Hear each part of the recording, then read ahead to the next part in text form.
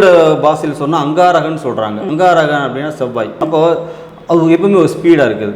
இந்த பிளட் ப்ரெஷர்லாம் அவங்களுக்கு தவிர சிவப்பு தன்மையை குறிக்கக்கூடியதுனால சிவப்புங்கிறது ரத்தம் தான். அப்போ டைரெக்டாகவே இது ரத்தத்தை குறிக்குது. செவ்வாய் யாருடைய ஜாதகத்தெல்லாம் பவராக இருக்கோ அவங்க ஜாதகத்தெல்லாம் பார்த்தீங்கன்னா ஆள் கொஞ்சம் ஸ்பீடாகவே இருப்பாங்க. சடனாக மூச்சுக்கு நேரம் பேசுகிற ஆட்கள்லாம் இவங்க தான். கொஞ்சம் மூர்க்கத்தனம்னு சொல்லுவாங்க. அதனால தான் இந்த போர் தளவாட வீரர்கள்லாம் இருக்காங்களா, போர் வீரர்கள், இவங்க எல்லாமே பார்த்தீங்கன்னா செவ்வாய் பேஸ்டு பேராக தான் இருக்கிறாங்க. இப்போ யாஸ்ன்னு ஒரு நடிகர் இருக்காரு இல்லைங்களா, யாஸ்னால என்னங்கன்னா செவ்வாய் தான். அப்போ அவனை வச்சு நம்ம வந்து ஒரு சண்டை காட்சி படமாக தான் எடுக்க முடியும். அவரை வச்சு நம்ம ரொமான்ஸ் படமாக எடுக்க முடியாது.